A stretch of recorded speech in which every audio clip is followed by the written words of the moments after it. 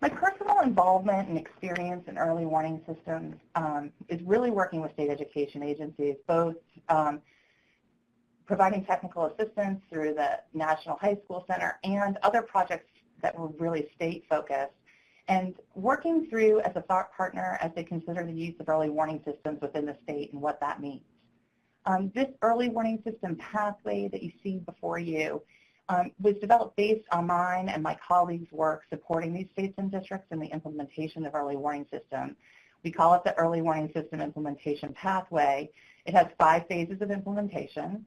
And it's important to note that there are entry points for states throughout the implementation pathway, so we don't expect you to start at the top and move through, but you can enter at different places, and states indeed do. So for example, some states or districts choose to adopt commonly used early warning indicators and move straight to customizing and developing tools and supports for schools. Others might even rely on some of the nationally available supports and resources and move directly into launching and implementing early warning systems.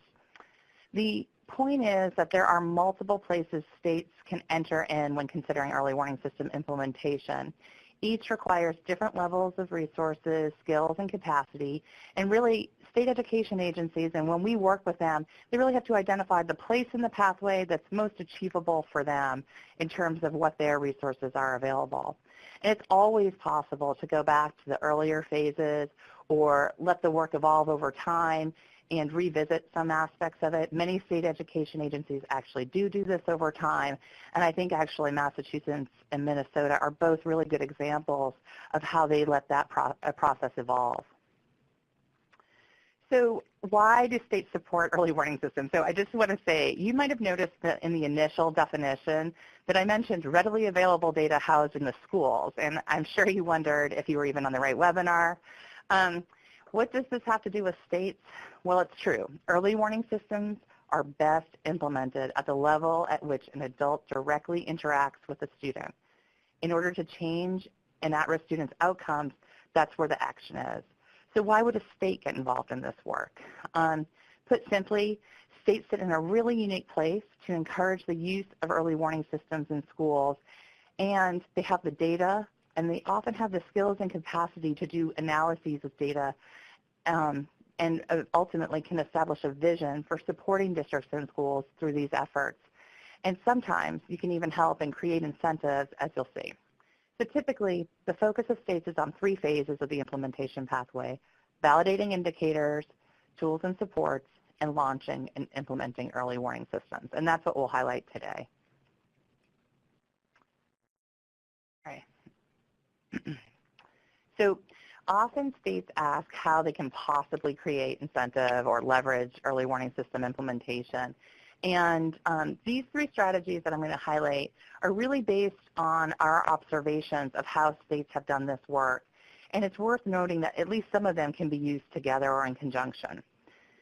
So the first is offering technical assistance and support to districts and schools. And this is really based on those districts and schools that are interested and that in early warning systems or increasing their graduation rates. They usually have their local incentive or it's a local priority. For example, states could provide a report or a tool or implementation guidance to these districts and schools and just make that available so that districts and schools can grab that information as they need it.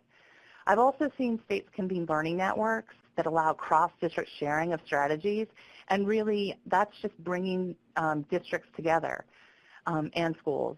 The key here is that participation is typically voluntary, and it allows districts and schools to decide whether and how deeply to participate. I know John will talk a little bit about that. This limits challenges related to buy-in, but poses challenges with regard to really deep implementation and fidelity of implementation. The second incentive is through programmatic mandates. So one example of this are a grant or a program that requires the use of or reporting on early warning system indicators. So for example, A while back, I was working with Texas, and Texas grantees for a summer who are implementing a summer bridge program for students between middle and high school. They were asked to report on participating students' early warning system indicators as they entered ninth grade and through ninth grade to see how effective the program was. In turn, what was interesting is it started to pique the interest of several grantees, not all, but several grantees who requested support in thinking through early warning system implementation, which the state then provided. And subsequently, Texas has developed an early warning system that they share with all districts and schools. But it seems that we'll begin seeing more of these types of activities with ESE or ESSA. And this is really highlighting the high schools with a graduation rate, like I said, below 67%. So the third incentive is through legislative or regulatory mandates. For example, in Virginia, there was a regulation change where high school accreditation was being linked to high school graduation rates.